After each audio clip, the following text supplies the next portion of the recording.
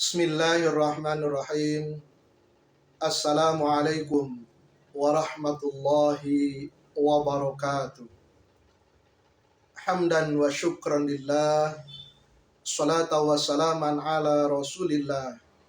Wa ala alihi wa ashabihi wa mawala amma ba'du.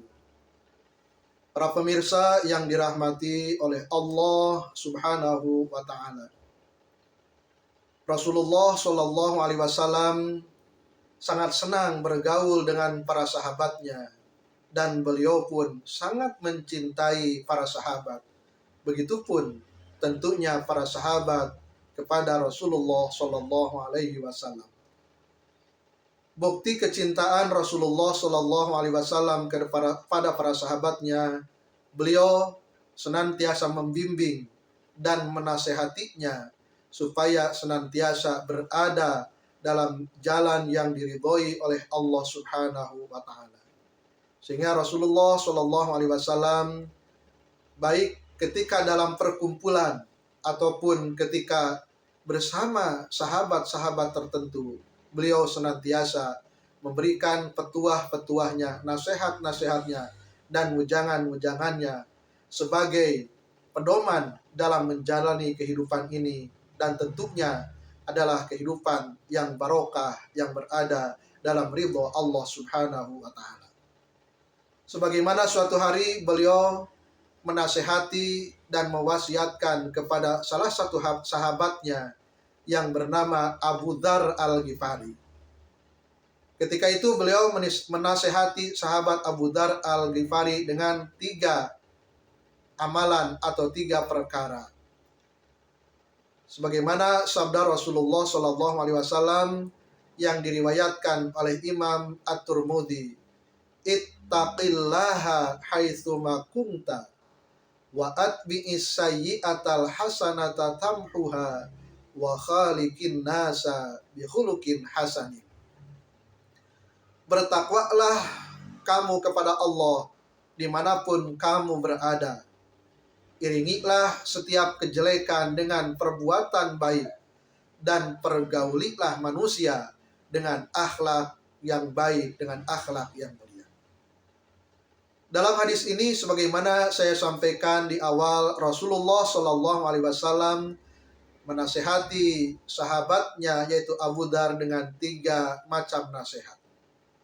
Yang pertama, kata Rasulullah Shallallahu Alaihi Wasallam, ittaqillaha haitsuma kunta.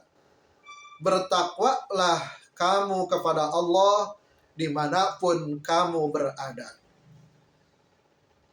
Jujur, sering kita rasakan ketakwaan tersebut karena hati kita, namanya juga hati, qalbu yang bolak-balik, mengalami pasang surut, mengalami kenaikan kadang-kadang dalam masa penurunan. Ataupun kadang-kadang kita takwa kepada Allah ketika kita sedang berada dalam kumpulan atau di depan halayak orang ramai, karena kita malu sehingga kita dapat menjaga diri kita. Tetapi ketika kita dalam kesendirian, atau ketika kita berada di pasar, atau ketika sedang berada di kebun, atau jauh dari orang lain, terkadang ketakwaan itu pun mengalami hambatan, gangguan, rintangan, dan godaan dari iblis laknatullah alaihi. Maka sungguh sangat tepatlah pesan Rasulullah Shallallahu Alaihi Wasallam agar sahabat Abu Dzar Al-Ghifari khususnya, dan umumnya kita sebagai umatnya, untuk mempertahankan kualitas ketakwaan kita kepada Allah Subhanahu wa taala dimanapun kita merasa diawasi oleh Allah Subhanahu wa taala, dimanapun kita berada, sedang apapun aktivitas kita, maka kita harus merasa dilihat, diawasi oleh Allah Subhanahu wa taala, dan harus kita tanamkan kesadaran pada diri kita bahwa Allah sangat mengetahui kondisi kita dan sangat mengetahui perbuatan-perbuatan kita. Yang kedua, amanat atau pesan Rasulullah Shallallahu Alaihi Wasallam kepada sahabat Abu Dzar Al-Ghifari adalah wa atbi'is sayyi'atal hasanata tamhuha, dan iringilah setiap perbuatan jelek, setiap perbuatan buruk, apalagi maksiat dan dosa, dengan perbuatan baik.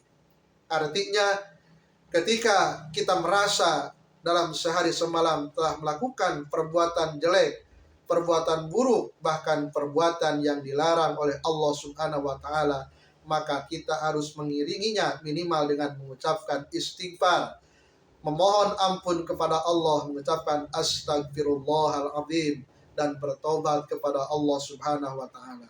Dan yang lebih baik lagi, ketika kita merasa telah melakukan kesalahan, harus diiringi dengan perbuatan baik, dengan amal soleh. Bisa dengan sedekah, bisa dengan membantu orang lain, bisa dengan membaca Al-Quran.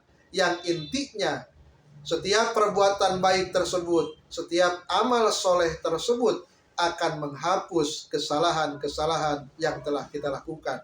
Sebagaimana dalam kalimatnya, wa atbi'is sayyi'atal hasanata tamhuha, dan iringilah setiap perbuatan jelek, setiap perbuatan buruk dengan perbuatan baik, yang dengan iringan perbuatan baik tersebut akan menghapus kesalahan dan perbuatan jelek kita. Dan yang ketiga, pesan Rasulullah Shallallahu Alaihi Wasallam kepada sahabat Abu Dzar Al-Ghifari adalah wa khaliqin nasa bi khuluqin hasanin. Pergaulilah manusia dengan akhlak yang baik, dengan akhlak yang mulia.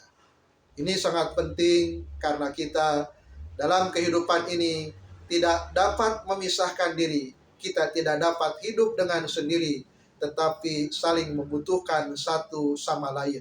Sehingga untuk menjaga keharmonisan, menjaga keutuhan persahabatan, persaudaraan kita, baik persaudaraan sesama muslim, persaudaraan secara kewarganegaraan NKRI, maka kita harus bergaul dengan akhlak yang baik dan bahkan dengan akhlak yang mulia.